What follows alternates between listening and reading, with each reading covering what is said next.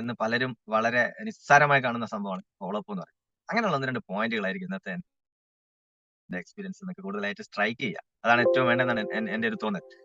അപ്പം അങ്ങനെ കോള് വരുമ്പോ ഞാൻ പ്രതീക്ഷിക്കുന്ന പുള്ളി എഞ്ചിനീയറാണ്. എഞ്ചിനീയർന്ന് മാത്രമല്ല, പിന്നെ ചെറിയ പ്രായത്തില് പഠനമൊക്കെ കഴിഞ്ഞ് പെട്ടെന്ന് തന്നെ ഉത്തരവാദിത്തങ്ങളിലേക്ക് പോയി. പെട്ടെന്ന് വലിയൊരു ഫേമിന്റെ ഡയറക്ടറൊക്കെ ആയി മാറി. ചെറിയ പ്രായത്തിൽ എനിക്ക് ഭയങ്കര അത്ഭുതമായിരുന്നു.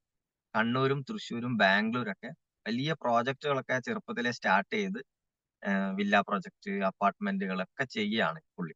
ഞാനാണെങ്കിൽ ബാങ്കിങ് ഫീൽഡിൽ. അങ്ങോട്ടും ഇങ്ങോട്ടും കമ്മ്യൂണിക്കേഷൻ ഉണ്ടാവാറ്. എന്നെ വിളിച്ച് പറയുന്നത് പുതിയൊരു പ്രോജക്റ്റ് ഉണ്ട്. നമുക്ക് സീരിയസ് ആയിട്ട് ചെയ്യണം. ഞാൻ നാട്ടിൽ വന്നിട്ട് വിശദമായിട്ട് പറയാം. എന്തായാലും കൂടെ നിൽക്കണം. നമുക്ക് ഒരുമിച്ച് ചെയ്യണം. വലിയൊരു പ്രൊജക്റ്റ് ആണ് എന്നൊക്കെ രീതിയിൽ ഒരു സിവിൽ കൺസ്ട്രക്ഷൻ എന്നുള്ള രീതിയിൽ എന്റെ അടുത്ത് അവതരിപ്പിച്ചു. അപ്പൊ ഞാൻ വിചാരിച്ചു ഇനി അടുത്തൊരു പ്രൊജക്ടിന്റെ പാർട്ട്ണർഷിപ്പിലേക്ക് വേണ്ടിയോ അല്ലെങ്കിൽ ഫിനാൻഷ്യലി എന്തെങ്കിലും ബാങ്കിങ് സപ്പോർട്ട് എന്നുള്ള രീതിയിൽ അങ്ങനെ എന്തെങ്കിലുമൊക്കെ ആയിരിക്കുന്ന ഞാൻ വിചാരിച്ചു. വീണ്ടും കോളൊക്കെ വരും. പിന്നെ "ഞങ്ങ വരുന്നുണ്ട്, അടുത്ത ആഴ്ച വരും കേട്ടോ" എന്നൊക്കെ പറഞ്ഞ് വിളിക്കും. ഞാൻ പറഞ്ഞു, "ആ കുഴപ്പമില്ല, നീ നാട്ടിലെത്തിയിട്ട് വിളിക്കടാ" എന്നൊക്കെ പറയും. പിന്നെ നാട്ടില് വന്നിട്ടുള്ള കോളില് എനിക്ക് പതുക്കെ കാര്യം പിടികിട്ടാൻ തുടങ്ങി. കാരണം അറിയാതെ പുള്ളിയോട് പറഞ്ഞു പോയി പല കാര്യങ്ങളൊക്കെ. ഞാനിങ്ങനെ കുത്തി കുത്തി ചോദിക്കും, "എന്താണ്, എന്തായി?" എന്നൊക്കെ ചോദിക്കുമ്പോ മെല്ലെ എനിക്ക് സൂചനകൾ കിട്ടാൻ തുടങ്ങി. ഇത് ഞാൻ ഏറ്റവും കൂടുതൽ വെറുത്തുകൊണ്ടിരിക്കുന്ന ഒരു മേഖലയെ കുറിച്ചാ പുള്ളി പറഞ്ഞുകൊണ്ടിരിക്കുന്നത്. കാരണം 2008 സമയത്തൊക്കെ 7, 8ലൊക്കെ ഞാന് പഠിക്കുന്ന സമയത്ത് ഫൈനൽ ഇയറിന് ഇലക്ട്രോണിക്സ് എഞ്ചിനീയറിംഗ് കണ്ണൂരായിരുന്നു ഞാൻ പഠിച്ചത്. അപ്പൊ ആ സമയത്ത് ചൂടുവെള്ളത്തിൽ വീണ പൂച്ച പച്ചവെള്ളം കണ്ടാലും പേടിക്കുമല്ലോ. അങ്ങനെ പഴയ ഒരു കൺസെപ്റ്റില് കാല് വെച്ച ഒരു വ്യക്തിയാണ്. അപ്പൊ അതിന്റെ ഒരു ദുരനുഭവം മനസ്സിലുള്ളതുകൊണ്ട് തന്നെ ഭയങ്കര നെഗറ്റീവാണ്. ഓൾറെഡി ഞാൻ ഒരിക്കലും ഇനി ഇങ്ങനെ ഒരു മേഖലയിലേക്ക് വരില്ല. കാരണം ഈ മണി ചെയിനും കാര്യങ്ങളും നിയമമൊന്നും ഇല്ലാത്ത കാലത്ത് പല സംഭവങ്ങളിലും നമ്മൾ പെട്ടിട്ടുണ്ടാവുമല്ലോ. അപ്പൊ അങ്ങനെയുള്ള ഒരു വ്യക്തിയായിരുന്നു. ഞാൻ മാത്രമല്ല, ഫാമിലിയിലാണെങ്കിൽ അച്ഛൻ, അമ്മ, പിന്നെ വൈഫ് പ്രത്യേകിച്ച് ഒരു തരത്തിലും ഈ ഇൻഡസ്ട്രി അവർക്ക് കണ്ണെടുത്താ കണ്ടൂട. അങ്ങനെയുള്ള ഒരു സിറ്റുവേഷനാണ്. പിന്നെ ഫാമിലിയിലാണെങ്കിൽ കല്യാണമൊക്കെ കഴിഞ്ഞ് ഇങ്ങനെ നിൽക്കുന്നു. ബന്ധുക്കളിലൊക്കെ കേറി തുടങ്ങി ഇങ്ങനെ പോകുന്നേ ഉള്ളൂ. അപ്പൊ അങ്ങനെ ഇതാണെന്ന് മനസ്സിലായപ്പോ ഞാൻ ഒഴിഞ്ഞു മാറാൻ തുടങ്ങി. ഫോൺ വിളിച്ചാ എടുക്കൂല. പിന്നെ വല്ലപ്പോഴും ഒക്കെ എടുക്കല്. തിരക്കാന്ന് പറയാൻ തുടങ്ങി. തിരക്ക് പറഞ്ഞ് ഒഴിവാകാൻ തുടങ്ങി. കാണാൻ ശ്രമിക്കാതിരിക്കാൻ തുടങ്ങി. അവിടുന്ന് തുടങ്ങാണ് സമയം നഷ്ടപ്പെടുത്താൻ വേണ്ടി. കാരണം നമുക്ക് ഈ ബോധം വന്നില്ലല്ലോ. പിന്നെ കാണാനുള്ള ശ്രമമായി. ഫോണിൽ കൂടി നടക്കൂല എന്ന് പുള്ളിക്ക് മനസ്സിലായപ്പോ എന്നെ കാണാൻ ശ്രമിക്കാൻ തുടങ്ങി. കോഴിക്കോട് വരും. കോഴിക്കോട് വന്നാ എനിക്ക് പെട്ടെന്ന് പിടികിട്ടും. അപ്പൊ ഞാൻ എന്തെങ്കിലുമൊക്കെ ഒഴിവ് പറഞ്ഞ് അവിടുന്നും തള്ളാൻ തുടങ്ങി. തിരക്കാണ്, ഇന്ന് കാണാൻ പറ്റില്ല. പുള്ളി തിരിച്ചു പോകും കണ്ണൂരൊക്കെ. എന്നെ കാണാനായിട്ട് മാത്രം വന്നിട്ടുണ്ട്. കോഴിക്കോട് അന്ന് എനിക്ക് GTS ഒക്കെ ഉണ്ടായിരുന്നു. നമ്മളെ വലിയ ലീഡേഴ്സിനൊക്കെ എക്സ്പീരിയൻസ് ഉള്ള ആൾക്കാർക്കൊക്കെ അറിയാൻ പറ്റും. എനിക്ക് തോന്നുന്നു എല്ലാ ബുധനാഴ്ച എങ്ങാനും തോന്നുന്നു. അവിടെയൊക്കെ പ്രോഗ്രാം ഒക്കെ നടക്കുന്ന സമയമാണ്. GTS ഒക്കെ ആരംഭിക്കുന്ന സമയത്തൊക്കെ എന്നെ വിളിക്കുന്നുണ്ട്. ഞാൻ പോയില്ല. പിന്നെ അതേപോലെ തന്നെ വടകര കാണാൻ വരും. അപ്പൊ ഞാൻ പറയും കോഴിക്കോടാള്ളന്ന്. കോഴിക്കോടാണ് വരും, ഞാൻ ലീവാണ്, വടകരയാ ഉള്ളതെന്ന് പറയും. അവിടെയാണല്ലോ ഇവിടെയാണെന്നൊക്കെ പറഞ്ഞ് കുറേ കളിപ്പിച്ചിരുന്നു. നാദാപുരം റോഡ് റെയിൽവേ സ്റ്റേഷൻ അടുത്താണ് എന്റെ വീട് വടകര. വടകര കഴിഞ്ഞിട്ടുള്ള ഒരു ലോക്കൽ റെയിൽവേ സ്റ്റേഷൻ. അവിടെ കാണാൻ വരും. അവിടുന്ന് എത്രയോ പ്രാവശ്യം മടക്കി അയച്ചു. അപ്ലൈൻ ലീഡേഴ്സിനെ കൂട്ടി വന്നിട്ടുണ്ട് ഫോളോ അപ്പിന് വേണ്ടിയിട്ട്. അവിടുന്ന് ഞാൻ മുങ്ങി നടന്നിട്ട്. ഒരുപാട് പ്രാവശ്യം അങ്ങനെ മുങ്ങി നടന്നിട്ട്. പക്ഷെ ആ സമയത്തൊന്നും വിടാതെ ഒരു പക്ഷെ 2ഓ 3ഓ പ്രാവശ്യം വിളിച്ചിട്ട് വേണേ എന്നെ തള്ളിക്കളയാമായിരുന്നു. ആ പോട്ടെ, അത്ര ഡിമാൻഡ് ആണെങ്കിൽ വിട്ടേക്കാം. അല്ലെ പിന്നെ എപ്പോഴും കാണാന്ന് വെച്ചാൽ ഒഴിവാക്കുന്നത്. പക്ഷെ എന്തോ അദ്ദേഹത്തിന് ഒരു എന്താ പറയാ, എന്റെ ഭാഗ്യത്തിനോ അല്ലെങ്കിൽ എന്തോ ഒരു തോന്നലുണ്ടായി. പുള്ളിയെ വിടണ്ട, പുള്ളിയെ ഫോളോ അപ്പ് ചെയ്യാം ഉള്ളൊരു ഒരു തോന്നലായിരിക്കാം ഒരു പക്ഷേ. വീണ്ടും വീണ്ടും എന്നെ കാണാൻ ശ്രമിച്ചു. അങ്ങനെ കാണാൻ തുടങ്ങി. ആദ്യമായിട്ട് കണ്ടതും നാദാപുരം റോഡ് റെയിൽവേ സ്റ്റേഷനിൽ വെച്ചിട്ടാ. റെയിൽവേ സ്റ്റേഷനില് എന്നോട് പറയാതെ വന്നിരിക്കല്. ഞാൻ വൈകുന്നേരം വന്നിരുന്ന ട്രെയിൻ പുള്ളിക്ക് അറിയാം ഏതാന്ന്. ആ പാസഞ്ചർ ട്രെയിന് ഞാൻ വന്നിറങ്ങുമ്പോ ഒരു 8:15, 8:30 സമയമായിട്ടുണ്ടാവും. അവിടെ ഞാൻ നേരെ പ്ലാറ്റ്ഫോമിൽ ഇറങ്ങുമ്പോ കാണുന്നത് പുള്ളിയും പുള്ളിയുടെ കൂടെ വേറൊരാളുമാണ്. ആ വേറൊരാളെന്ന് പറയുന്നത് ഇന്ന് നമ്മുടെ മൈ ലൈഫ് സ്റ്റൈലിലെ ഇന്നത്തെ വലിയൊരു ഇന്റർനാഷണൽ ടീം കോർഡിനേറ്റർ റാങ്കിൽ നിൽക്കുന്ന ഒരു വ്യക്തിയാണ്. അന്ന് അദ്ദേഹത്തിന്റെ വരുമാനം 16,000, 15,000 രൂപയൊക്കെയാണ് വീക്കിലി. അപ്പൊ അങ്ങനെ ഇരുന്ന് ഒരു 10, 15 മിനിറ്റ് ഒക്കെ സംസാരിച്ചു. എന്നോട് ചോദിച്ചു വീട് എവിടെയാന്ന് പറഞ്ഞു. അപ്പൊ ഞാൻ പറഞ്ഞു വീട് ഇവിടെ അടുത്താന്ന് പറയാൻ നോക്കുമ്പോഴത്തേക്ക് എനിക്ക് എന്തോ കത്തി. അപ്പൊ തന്നെ പറഞ്ഞു വീട് ഇവിടെ നിന്ന് കുറച്ച് ദൂരെയാണ്. അങ്ങനെയാണ് ഇങ്ങനെയാണ് എന്നൊക്കെ പറയാം. കാരണം അഥവാ വീട്ടിലേക്ക് അങ്ങാൻ വന്ന് വീട് വഴി കാണിച്ചു കൊടുത്താ പിന്നെ ഡെയിലി വീട്ടിലായിരിക്കും വരും. എനിക്കതറിയാം. അപ്പൊ അങ്ങനെ അതും പറഞ്ഞു കൊടുത്തില്ല. ഞാൻ ദൂരെയാന്ന് പറഞ്ഞു. സത്യത്തിൽ ഒരു മിനിറ്റ് നടക്കാനേ ഉണ്ടായിരുന്നു. വീട് കാണിച്ചു കൊടുത്തില്ല. പിന്നെ അങ്ങനെ എന്തൊക്കെയോ പറഞ്ഞ് മടക്കി. വീണ്ടും കാണാൻ വന്നു ഇതേപോലെ തന്നെ. റെയിൽവേ സ്റ്റേഷൻ തന്നെ വന്ന് കാണാൻ തുടങ്ങി. 2, 3, 4, 5 10ലധികം പ്രാവശ്യം കണ്ടിട്ടുണ്ടെന്ന് അദ്ദേഹം തന്നെ പല വേദികളിലും പറഞ്ഞിട്ട്. പിന്നെ കോഴിക്കോട് വന്നിട്ടുണ്ട്. ഞാൻ വർക്ക് ചെയ്യുന്ന ബാങ്കിന്റെ താഴെ വരും. അവിടെ YMCA നമ്മള് ചായ കുടിക്കുന്ന ഒരു സ്ഥലമുണ്ട്. എല്ലാ ബാങ്കുകാരും ബാങ്ക് റോഡ് എന്ന് പറയും. അവിടെ ഒരു ചെറിയൊരു തട്ടുകടയൊക്കെയാണ്. അപ്പം കോഴിക്കോടുള്ള എല്ലാ ലീഡേഴ്സും ഒക്കെ അവിടെ ഒത്തുകൂടും. ഞാൻ നമ്മുടെ ഗ്രേറ്റ് ലീഡർ ബെല്ലി സാറേയും ശൈലേഷ് സാറേയും ഉൾപ്പെടെയുള്ള ആൾക്കാരൊക്കെ ഞാൻ അവിടെ കാണാറും പരിചയപ്പെടാറൊക്കെ ഉണ്ട്. നേരത്തെ അറിയാം. അപ്പം അവിടുന്ന് ഇങ്ങനെ കാണാൻ ശ്രമിക്കും. അങ്ങനെയൊക്കെ ഒഴിവാക്കും. അപ്പോഴും നമ്മളിങ്ങനെ സമയം നഷ്ടപ്പെടുത്തുകയാണ്. നമ്മുടെ സ്വന്തം വിലപ്പെട്ട സമയം. സ്റ്റാർട്ട് ചെയ്യുന്നതിന്റെ മുന്നേയുള്ള കാര്യമാണെന്ന് പറയാം.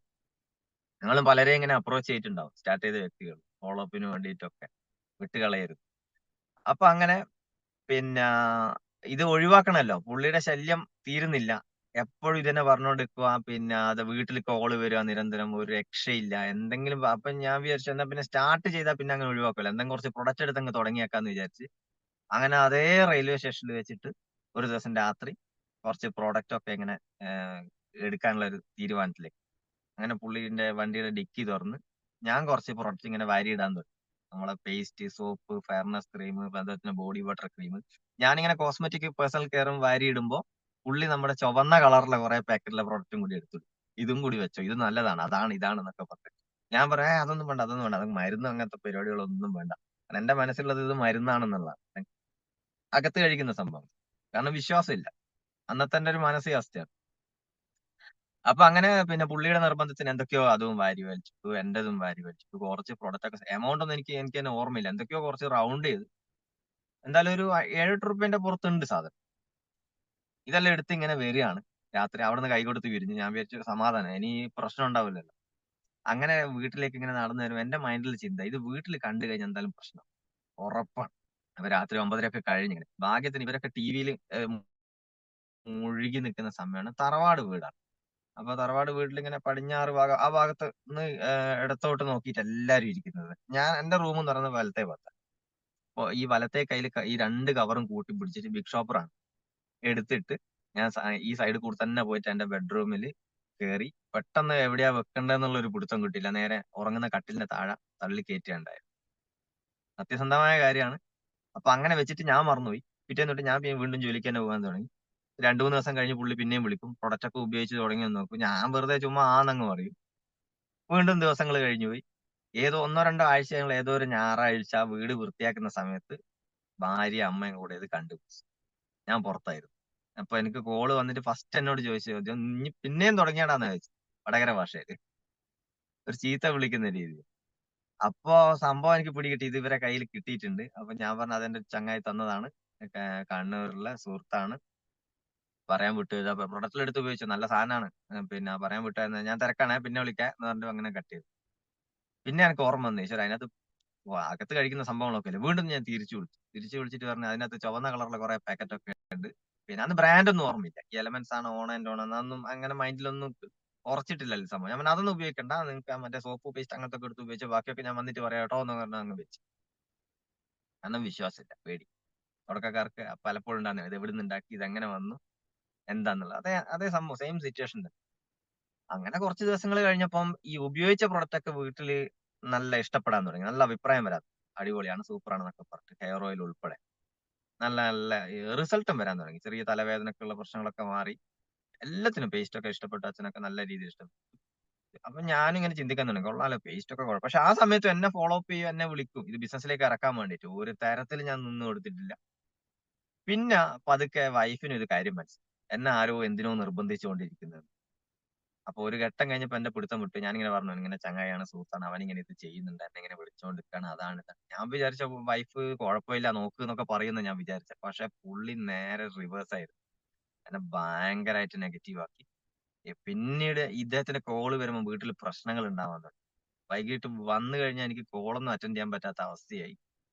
അന്ന് ഞാൻ വലിയൊരു തെറ്റ് ചെയ്തു. ഞാൻ എടുത്തു പറയാറുണ്ട്. ഞാൻ എന്റെ സുഹൃത്തിന്റെ പേര് മാറ്റി അങ്ങ് സേവ് ചെയ്യേണ്ടി വന്നു. നിവൃത്തികേട് കൊണ്ട് സംഭവിച്ചതാണ്.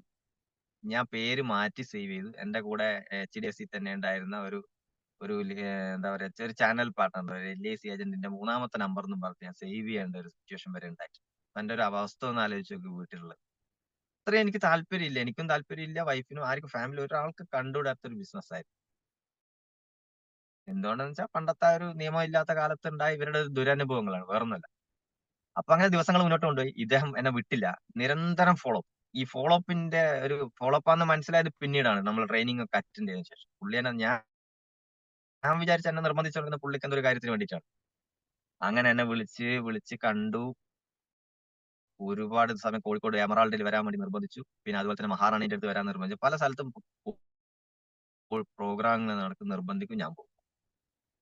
അവസാനം അതും ഞാൻ ശല്യം സഹിക്കാതെ ഒരു ദിവസം ബ്രാഞ്ചിന്റെ താഴെ വെയിറ്റ് ചെയ്തു. ഉച്ചയ്ക്ക് ശേഷം മതി, ഞാൻ താഴെയുണ്ട് കേട്ടോ, കഴിഞ്ഞ് വിളിക്കണം വിളിക്കണം വിളിക്കണം, നേരത്തെ ഇറങ്ങണം എന്നൊക്കെ പറഞ്ഞു. അങ്ങനെ അവിടുന്ന് കയ്യോടെ കൂട്ടിക്കൊണ്ട് GTS പ്രോഗ്രാമിൽ കൊണ്ടുപോയി ആദ്യം.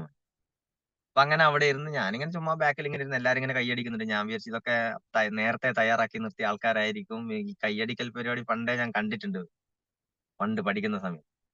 വളരെ പുച്ഛമായിരുന്നു ഈ കൈയടിക്കുന്നതൊക്കെ കണ്ട്. കാരണം അങ്ങനെ ഒരു മാനസികാവസ്ഥയില്ലേ. അങ്ങനെ അതൊക്കെ കണ്ട് പിന്നെ ലാസ്റ്റ് എക്സ്പീരിയൻസ് ഷെയറിംഗ് ഒക്കെ ചെയ്യുന്ന സമയത്ത് ഈ ഇങ്ങനെ കേറാൻ തുടങ്ങുമല്ലോ, TC ATC DTC എന്നൊക്കെ പറഞ്ഞു. അപ്പൊ അങ്ങനെ കോഴിക്കോട് സിറ്റിയിൽ ഉണ്ടായിരുന്ന എന്റെ ബാങ്കിങ് വല്ലാത്തൊരവസ്ഥ, കമന്റ് ഒക്കെ വരുന്നുണ്ട്.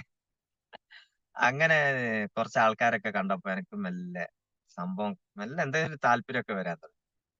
കാരണം കാരണം അത്രയും 6-7 വർഷം ബാങ്കിൽ ഉണ്ടായിരുന്ന ബന്ധങ്ങളൊക്കെ എനിക്കറിയാം കുറച്ച് പേരെയൊക്കെ. ഈ പെരുമണ്ണ, പിന്നെ അതുപോലെ തന്നെ പന്തീരാങ്കാവ് ആ ഭാഗത്തേക്കുള്ള കസ്റ്റമേഴ്സും അങ്ങനെയൊക്കെ ബാങ്ക് വഴി ഉണ്ടായിരുന്ന പരിചയമുള്ള ആൾക്കാരൊക്കെ ഇങ്ങനെ കയറുന്നൊക്കെ സ്റ്റേജ്. അവരൊക്കെ കണ്ടൊക്കെ എനിക്കൊരു താല്പര്യം. ഞാൻ വിചാരിച്ചു "അയ്യോ, ഇവരൊക്കെ എന്തിനാ ചെയ്യുന്നത്? ഇവർക്കൊക്കെ ഇതൊക്കെ ചെയ്യേണ്ട ആവശ്യം എന്താ?" ഇങ്ങനെയാണ് ചിന്തിച്ചത്, അല്ലാണ്ട് പോസിറ്റീവ് ആയിട്ട്. എന്റെ ചിന്തകൾ ഉണർത്താൻ തുടങ്ങി ആ സമയം. ഇത് കുഴപ്പമില്ലല്ലോ, ഇതിന്റെ അകത്ത് എന്തെങ്കിലും ഉണ്ടാവോ കാര്യമായിട്ട്, അല്ലാണ്ട് ഇവർ ഇത്ര സീരിയസ് ആയിട്ട് ചെയ്യൂ, ഇങ്ങനെയൊക്കെയുള്ള ചിന്തകളൊക്കെ വരാൻ. അങ്ങനെ വീണ്ടും എന്നോട് പ്രോഗ്രാം കഴിഞ്ഞ് റൗണ്ട് അപ്പിൽ ഇരിക്കുമ്പോൾ എന്നോട് തന്നെ കണ്ട ഇവരൊക്കെ ചെയ്യുന്നുണ്ട്, അവര് ചെയ്യുന്നുണ്ട്, കണ്ടില്ല പിന്നെ ഇങ്ങനെയാണ് അങ്ങനെയാണ് ഒക്കെ ചെയ്തു കൊടുത്ത് ഒരു കൈ നോക്കിക്കൂടെ, നമുക്ക് ഒരുമിച്ച് പിടിച്ചൂടെ, ഞങ്ങൾ അത്ര സീരിയസ് ആയിട്ടല്ലേ ചെയ്യുന്നതൊക്കെ പറഞ്ഞ എങ്ങനെ എങ്ങനെ എന്റെ മൈൻഡ് പതുക്കെ മാറാൻ തുടങ്ങി. ചെറിയൊരു താല്പര്യം വന്ന് ചെയ്യണം. കുഴപ്പമില്ല നോക്കാന്നൊക്കെ തീരുമാനിച്ചു. അപ്പൊ നാട്ടിൽ വന്നിട്ട് ഞാൻ ആദ്യം ചെയ്തതെന്ന് വെച്ചാൽ ഞാൻ നോക്കി നാട്ടിൽ ഇത് ചെയ്യാൻ പറ്റുമെന്നല്ലോ നമ്മൾ ആദ്യം ശ്രമിക്കുക. അങ്ങനെ നാട്ടില് കത്തി തുടങ്ങി. ഓക്കെ, അങ്ങനെ നാട്ടിൽ ശ്രമിച്ച് കുറച്ച് ആൾക്കാരൊക്കെ ഇങ്ങനെ അപ്രോച്ച് ചെയ്യാൻ ശ്രമിച്ചപ്പോ എനിക്കൊരു കാര്യം മനസ്സിലായി. നാട്ടിൽ ഇത് ഞാൻ വിചാരിക്കുന്നതിനേക്കാൾ അപ്പുറത്തെ നെഗറ്റീവാ നാട്ടിൽ കിടക്കുന്നത്. ഞാൻ ഈ സംഭവം അറിയില്ല, കാരണം രാവിലെ 6 മണിക്ക് പോകും, 6:40 ട്രെയിൻ, വൈകുന്നേരം 8-9 മണിക്ക് വരും. ഞായറാഴ്ച പിന്നെ ഫാമിലി ആയിട്ട് കുറച്ച് ടൈം സ്പെൻഡ് ചെയ്യും. നാട്ടിൽ നടക്കുന്ന കാര്യമൊന്നും ഞാൻ അറിഞ്ഞിട്ടില്ല. പണ്ടേ ഒരു പഠിപ്പിസ്റ്റ് എന്നുള്ള ഒരു ലേബൽ ഉള്ളതുകൊണ്ട് കളിക്കാനൊന്നും വിടൂല. ഹോംവർക്ക് ഒക്കെ ചെയ്ത് വന്നാൽ വീട്ടിലിരിക്കുന്ന സുഹൃത്തുക്കൾ വെച്ചാൽ തീരെയില്ല. ഈ ബിസിനസ്സിൽ ഏറ്റവും വേണ്ട സുഹൃത്തുക്കളാണല്ലോ. ഈ പറഞ്ഞ സംഭവമേ എനിക്കില്ല. ആത്മാർത്ഥമായിട്ട് ആകെ 2 സുഹൃത്തുക്കളേ ഉള്ളൂ. അവർ അവരെന്തായി എന്നുള്ളത് ഞാൻ എക്സ്പീരിയൻസിലൂടെ പറയാം. വേറെ ആരും ഇല്ല എനിക്ക് സുഹൃത്തുക്കളായിട്ട്. നാട്ടിലൊന്നുമില്ല. എന്റെ അനിയന്മാർക്കുണ്ട് നല്ല, കാരണം അവർക്ക് പേര് പറഞ്ഞാൽ ഈ മൂത്ത മോൻ ഇങ്ങനെ ഒരാളുണ്ട് എന്ന് തന്നെ നാട്ടുകാർക്ക് അറിയില്ല. അപ്പൊ അങ്ങനെയുള്ള ഒരു വ്യക്തിയും കൂടിയാണ്. ആൾക്കാരില്ല, ആളെ കിട്ടൂലല്ലോ. അപ്പൊ അങ്ങനെ പിന്നെ പതുക്കെ നാട്ടിൽ നോക്കുമ്പോൾ നടക്കുന്നില്ല. അമ്മയുടെ കുടുംബശ്രീ വഴി ഒരു ശ്രമം നടത്തുകയൊക്കെ ചെയ്തു. അപ്പൊ അമ്മ പറഞ്ഞു എടാ മോനെ, ഇതെല്ലാം നേരത്തെ വന്നു പോയതാടാ, നമ്മുടെ ലീലേച്ചയൊക്കെ ചെയ്തിട്ട് നിർത്തിയത് പരിപാടിയൊക്കെ, സാധനമൊക്കെ എല്ലാം ഭയങ്കര വിലയാടാ, ഒന്നും പോകുന്നില്ല, അങ്ങനെ ഇങ്ങനത്തെ നെഗറ്റീവ് ഒക്കെ എനിക്ക് ആദ്യം തന്നെ. ഞാൻ വിചാരിച്ചു ഇത് വെറുതെ, എന്തിനാ വെറുതെ വേണ്ടാത്ത വയ്യാവിലേച്ചൊക്കെ എടുത്ത് കയറ്റുന്നത് വെച്ചിട്ട് ഞാൻ മെല്ലെ സൈഡാക്കി.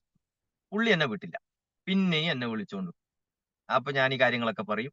നിങ്ങളോട് അങ്ങനെ ചെയ്യാൻ പറഞ്ഞു, അവിടെ ചോദിക്കാൻ പറഞ്ഞു, ഇവിടെ ചോദിക്കാൻ പറഞ്ഞു എന്നൊക്കെ പറഞ്ഞിട്ട് ഇങ്ങനെ ഇതാക്കി വീണ്ടും എന്നെ ചാർജ് ആക്കി. എന്നെ കണ്ണൂരുള്ള ഒരു പ്രോഗ്രാമിന് കൊണ്ടുപോയി.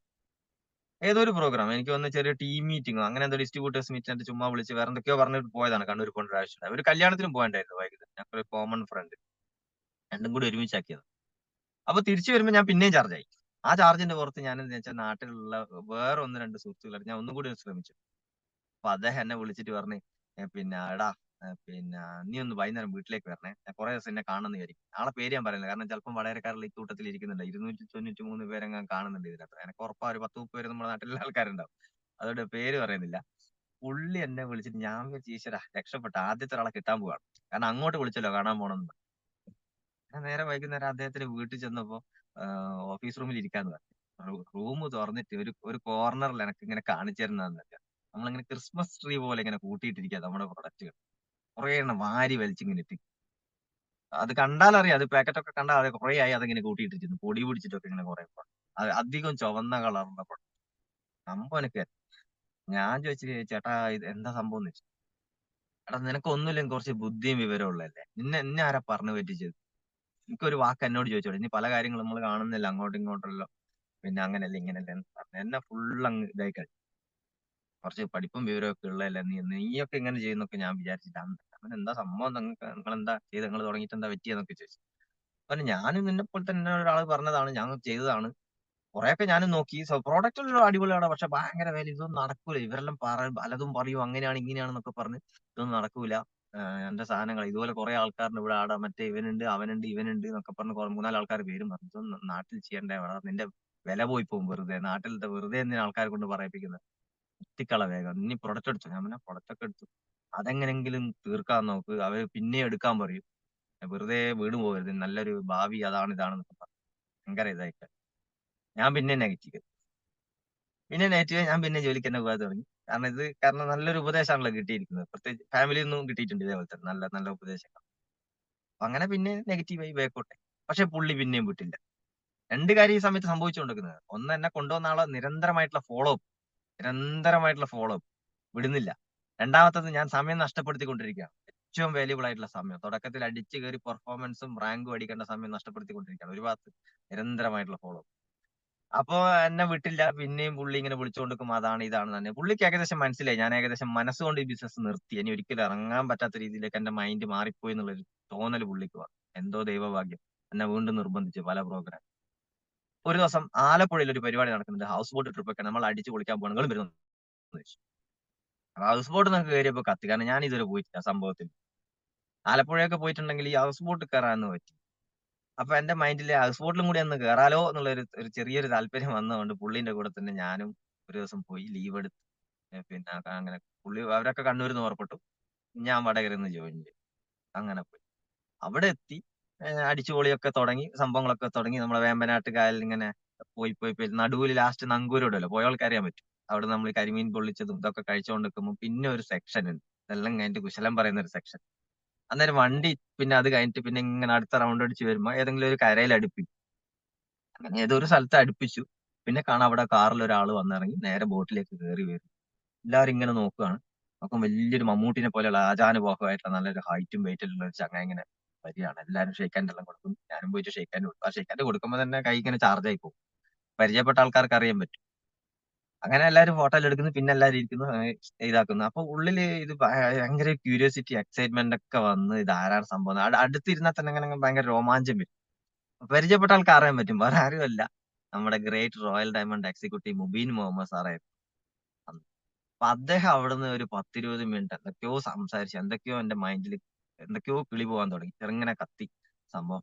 അപ്പൊ കഴിയുന്ന സമയത്ത് ബോട്ട് ഇങ്ങനെ പോയിക്കൊണ്ടിരിക്കുകയാണ്, ഹൗസ് ബോട്ട്. ആ സമയത്ത് സൈഡിൽ പോയിരുന്ന് ഞാനും പതുക്കെ മെല്ലെ പരിചയപ്പെട്ടു. ദിബിനല്ലേ, എങ്ങനെ എന്താ ചെയ്യുന്ന, ബാങ്കിലാണല്ലേ, കോഴിക്കോട്, അതെ ഇതേ എന്നൊക്കെ പറഞ്ഞ് കുറെ കാര്യങ്ങളൊക്കെ പറയാം. അതിനുശേഷം അവിടെ വന്ന പ്രോഗ്രാമിനെ കുറിച്ചും അന്ന് കുറെ കുറെ കാര്യങ്ങളൊക്കെ എനിക്ക് പറയാൻ തുടങ്ങി. അന്ന് എനിക്ക് സ്ട്രൈക്ക് ചെയ്ത കുറെ കാര്യങ്ങളുണ്ട്. ഒന്ന്, കുറെ ഹെൽത്ത് ഇൻസ്പെക്ടർമാർ അന്ന് നേരിട്ട് വരും, കുറെ ഗവൺമെന്റ് ഉദ്യോഗസ്ഥർ. അപ്പൊ ഞാൻ ചിന്തിച്ചത് അങ്ങനെയാണ് ഒരു പ്രൊഫഷണൽ കൈകാര്യം ചെയ്യുന്ന ആൾക്കാർ എന്തുകൊണ്ട് ഇത് സീരിയസ് ആയിട്ട്. അവിടെയുള്ള വില്ലേജ് ഓഫീസർമാര്, പഞ്ചായത്തിൽ വർക്ക് ചെയ്യുന്ന ആൾക്കാർ, പോലീസ് ഉദ്യോഗസ്ഥന്മാര്, ഡോക്ടേഴ്സ്, എഞ്ചിനീയേഴ്സ്, ഒരുപാട് ആൾക്കാരെ കുറിച്ച് അന്ന് അദ്ദേഹം അവിടുന്ന് സൂചിപ്പിച്ചു. കുറെ ആളെ പരിചയപ്പെടുകയും ചെയ്തു. പിന്നെ ഒരാളെ കുറിച്ച് ഞാൻ സ്ട്രൈക്ക് ചെയ്ത് എനിക്ക് എന്താ വെച്ചാല്, നമ്മുടെ ഇന്നത്തെ ഗ്രേ നമ്മുടെ എന്താ പറയാ ഡെപ്യൂട്ടി കളക്ടർ ആയിരുന്ന നമ്മുടെ ചാൾസ് സാറ വരെ എനിക്ക് അന്ന് അവിടുന്ന് പരിചയപ്പെടാൻ എനിക്ക് വല്ലാണ്ട് സ്ട്രൈക്ക് ചെയ്തു. കാരണം അദ്ദേഹത്തിനെ പോലെയുള്ള വ്യക്തികളൊക്കെ ബിസിനസ് ഏത് രീതിയിൽ ഏറ്റെടുത്ത് ചെയ്യാൻ പോകുന്നൊക്കെ അറിഞ്ഞപ്പോ അല്ലാണ്ട് എനിക്ക് സ്ട്രൈക്ക് ചെയ്തു. അതുപോലെ തന്നെ അദ്ദേഹം സൂചിപ്പിച്ചതെന്ന് വെച്ചാൽ HDFC ബാങ്കിന്റെ, ഞാൻ വർക്ക് ചെയ്യുന്ന ബാങ്കിന്റെ 42ഓളം ബ്രാഞ്ചുകൾ കൈകാര്യം ചെയ്യുന്ന റീജിയണൽ ഹെഡ് ഡൽഹി ബേസ് ചെയ്തിട്ട് അദ്ദേഹത്തിനോട് ബിസിനസ് ചെയ്യുന്ന ഫുൾ ടൈം കരിയറായിട്ട് ITC റാങ്കിലൊക്കെ എത്തുന്നു എന്നൊക്കെ അറിഞ്ഞു. അപ്പൊ എന്നോട് ചോദിച്ചു നിങ്ങളുടെ കരിയറും അവിടെയുള്ള പ്രശ്നങ്ങളൊക്കെ എന്നാണ്. ഞാൻ ആലോചിച്ച് നോക്കുമ്പോൾ അതൊക്കെ സത്യമാണ്. അന്ന് പുള്ളി പറഞ്ഞ കാര്യങ്ങളൊക്കെ ഇന്ന് സംഭവിച്ചിട്ടുണ്ട്, ബാങ്കിന്റെ മെർജിങ് ഉൾപ്പെടെ. കാരണം HDFC ബാങ്കും HDFC ലിമിറ്റഡും തമ്മിൽ മെർജിങ് ആയി. ഈ ഇത്തരം കാര്യങ്ങൾ വരെ പുള്ളി വർഷങ്ങൾക്ക് മുമ്പ് അന്ന് ഡിസ്കസ് ചെയ്തു. പറഞ്ഞൊക്കെ സംഭവിച്ചുകൊണ്ടിരിക്കുകയാണ്. ഇന്ന് സിൻഡിക്കേറ്റ് ബാങ്ക് ഇല്ലാണ്ടായി. പിന്നെ അതുപോലെ തന്നെ ഒരുപാട് ബാങ്കുകൾ ഇന്ന് ഇല്ലാണ്ടായി, ലയിച്ചുകൊണ്ടിരിക്കുന്നത്. കോർപ്പറേഷൻ ബാങ്ക് ഇന്നില്ല. അപ്പൊ ബാങ്കിങ് മേഖലയിൽ സംഭവിക്കാൻ പോകുന്ന കാര്യങ്ങൾ ഉൾപ്പെടെ അദ്ദേഹം എന്നോട് സൂചിപ്പിച്ചു. കോർപ്പറേറ്റ് മേഖലയിൽ വരാൻ പോകുന്ന കാര്യങ്ങൾ, ജോലിയില്ലാത്ത കാലഘട്ടം, പിന്നെ അതുപോലെ തന്നെ കോമ്പറ്റീഷൻ ഫീൽഡ്, ആർട്ടിഫിഷ്യൽ ഇന്റലിജൻസ്, എന്തൊക്കെയോ സംഭവങ്ങൾ ഇങ്ങനെ കടകടകടകടാന്ന് പറഞ്ഞു ഒക്കെ എന്റെ മൈൻഡിൽ സ്ട്രൈക്ക് ചെയ്യുന്നത്. അങ്ങനെ ആ ഒരു ഫുൾ ചാർജോട് കൂടി ഞാൻ തിരിച്ച് നാട്ടിലേക്ക് വണ്ടി കയറി. തിരിച്ചു വന്നു. വീണ്ടും ചെയ്യാനുള്ള ശ്രമം ആരംഭിച്ചു. നാട്ടിൽ നടക്കൂലല്ലോ. എന്തായാലും നടക്കൂല. പിന്നെ ഞാൻ തീരുമാനിച്ചു ഞാൻ പഠിച്ച സ്ഥലമാണ് കണ്ണൂർ. എനിക്ക് നല്ല കോൺഫിഡൻസ് ഉള്ള സ്ഥലമായിരുന്നു. ഒരുപാട് സുഹൃത്തുക്കൾ നമുക്ക് അവിടെ പഠിച്ചിറങ്ങിയതൊക്കെ. ഞാൻ ആ ഗ്രൂപ്പിലേക്ക് മെല്ലെ ഗ്രൂപ്പ് എടുത്ത് ഇങ്ങനെ കുറെ ആൾക്കാരൊക്കെ വിളിക്കാൻ തുടങ്ങി. അവിടുന്നും തുടങ്ങി എന്റെ കഷ്ടകാലം. കാരണം ഞാൻ ആ കഷ്ടത്തിന് ആദ്യമായിട്ട് അപ്രോച്ച് ചെയ്തത് ഒരു കണ്ണൂർ പഴയങ്ങാടി സ്വദേശി ഒരു വിനിൽ എന്ന് പറയുന്ന വ്യക്തി. വിനിലിന്റെ അടുത്ത് ഫോൺ ത്രൂ തന്നെ കാര്യങ്ങൾ അവതരിപ്പിച്ചു. ഞാൻ നേരിട്ട് വരാന്നൊക്കെ പറഞ്ഞു. നേരിട്ട് പോയി കാണുകയും ചെയ്തതാ. പുള്ളി എന്ത് ചെയ്തു വെച്ചാൽ എന്നെ സോപ്പിട്ട് നല്ല ഓക്കേടാ അടിപൊളിടാ നമുക്ക് എന്തായാലും ചെയ്യാന്നൊക്കെ പറഞ്ഞ് ഞാനും ഉണ്ട് നമുക്ക് ഉഷാറാക്കാന്നൊക്കെ പറഞ്ഞ് വിട്ടു. പുള്ളി നേരെ ചെയ്തതെന്ന് വെച്ചാല് നേരെ ഷാമില്, കലേഷ്, വൈശാഖ് എന്നൊക്കെ പറഞ്ഞ് കുറെ ഫ്രണ്ട്സിനെ വിളിച്ചിട്ട് സെറ്റാക്കി. ദിബിൻ ഇങ്ങനെ ഒരു പരിപാടിയായിട്ട് ഇറങ്ങിയിട്ടുണ്ട്. അതാണ് ഇതാണെന്നൊക്കെ പറഞ്ഞ് പണ്ടത്തെ ഈ മണി ചെയിൻ സംഭവങ്ങളൊക്കെ വിട്ട് ഗ്രൂപ്പിലൊക്കെ ഇട്ട് കൊളാക്കി കംപ്ലീറ്റ് അവരെ കൊണ്ട് പറ്റാവുന്ന രീതിയിൽ അവരും നല്ല വെടിപ്പാക്കി. ഒരാളെടുത്തും പോകാൻ പറ്റാത്ത അവസ്ഥ. ഞാൻ വിളിക്കുമ്പോ തന്നെ ഇവര് എന്നോട് ഇങ്ങോട്ട് കളിയാക്കുന്നത്. ആടാ വിനില് പറഞ്ഞിട്ടുണ്ടെടാ സംഭവം ഇനി ഇങ്ങനെ തുടങ്ങിയിട്ടുണ്ട് എന്നുള്ള കാര്യം. നിനക്കൊക്കെ എങ്ങാടാന്നൊക്കെ പറഞ്ഞ് ഇങ്ങനെ പിന്നെ കളിയാക്കുന്ന രീതിയിലേക്ക്. ഒരാളും എന്റെ കൂടെ നിന്നിട്ട് ഒരാളും. അപ്പൊ അത് ഭയങ്കര ഒരു ഫീലിംഗ് ആയി. കാരണം ഞാൻ വലിയ പ്രതീക്ഷയോട് കൂടി കണ്ട എന്നെ കൂടെ പഠിച്ച ആൾക്കാരൊക്കെ ഒരുത്തനും നിന്നില്ല. ഒരാളും. നാട്ടുകാരും ഇല്ല, ഫ്രണ്ട്സും ഇല്ല, സുഹൃത്തുക്കളും ഇല്ല. ഫാമിലി പിന്നെ ഞാൻ ശ്രമിച്ചിട്ട് പരാജയപ്പെടാൻ കാരണം എന്താണെന്ന് വെച്ചാല് പിന്നെ മാമന്റെ വീട്ടിലേക്ക് പോയി നോക്കുമ്പോ മാമിയും മാമനൊക്കെ ഈ പ്രൊഡക്റ്റ് ഉപയോഗിച്ച് നെഗറ്റീവ് ആണ്. ഹെയർ ഓയിൽ ഒക്കെ ഉപയോഗിച്ചിട്ട് അവർക്ക് വലിയ റിസൾട്ട് ഒന്നും കിട്ടിയിട്ടില്ല. അതൊക്കെ നേരത്തെ അവരെ കുടുംബശ്രീയിൽ അവരെ നാട്ടിലൊക്കെ ഇത് വന്നു പോയതാണ്. നമ്മുടെ നാട്ടിലെ പോലെ. പിന്നെ അതുപോലെ തന്നെ കൊയിലാണ്ടിയിൽ എന്റെ ഭാര്യയുടെ അനിയത്തി കല്യാണം കഴിച്ചുകൊണ്ട് സ്ഥലം പിന്നെ അവരെ വീട് അവിടെ ഇതുപോലെ തന്നെ പിന്നെ നെഗറ്റീവും കാര്യങ്ങളൊക്കെ ആയിട്ട് ഒന്നും നടക്കുന്നില്ല ഫാമിലിയിലും. ഫാമിലിയും പോയി, നാട്ടുകാരും പോയി, സുഹൃത്തുക്കളും പോയി എന്നുള്ള അവസ്ഥയായി. ആരെയില്ല. പിന്നെ ഞാൻ പറഞ്ഞ ആത്മാർത്ഥമായ 2 സുഹൃത്തുക്കളുണ്ട്. കൂട്ടിലുള്ള കോയിനെ എപ്പോഴും പിടിക്കാലോ. അത് കിട്ടും എന്തായാലും. പക്ഷെ അവരാണ് സ്ഥലത്തുമില്ല, ദൂരെയാണ്. അങ്ങനെ ഇങ്ങനെ എനിക്ക് നിൽക്കുന്ന സമയത്ത് വീണ്ടും എന്നെ പ്രോഗ്രാമിലേക്ക് നിർബന്ധിച്ചു. അടുത്ത ലെവൽ ഫോളോ അപ്പ്. വിടുന്നില്ല. പിന്നെയും നിരന്തരമായിട്ടുള്ള ഫോളോ അപ്പ് നിരന്തരമായിട്ട് വിളിക്കുന്നു, കാണുന്നു, വീണ്ടും എന്നെ കാണുന്നു. പിന്നെയും എത്രയോ തവണ ഞാൻ ഇന്നിങ്ങനെ അതുകൊണ്ടാണ് നന്ദി പറഞ്ഞത് തുടക്കത്തിൽ തന്നെ. വിടാതെ പിന്തുടർന്നത്. വീണ്ടും വിട്ടില്ല, ഫോളോ അപ്പ് ചെയ്തു. പക്ഷെ ആ സമയം ഞാനിങ്ങനെ നഷ്ടപ്പെടുത്തിക്കൊണ്ടിരിക്കുന്നു. എന്റെ കൂടെ വന്ന ആൾക്കാരൊക്കെ എന്നോട് അതേ സമയത്ത് പ്ലാൻ കേട്ട ആൾക്കാരൊക്കെ ബിസിനസ് തുടങ്ങി പെർഫോമൻസും റാങ്കും ഒക്കെ അടിച്ച് മുന്നേറാൻ തുടങ്ങിയിട്ടുണ്ടായിരുന്നു. അതൊക്കെ ഞാൻ പിന്നീട് അറിഞ്ഞത്.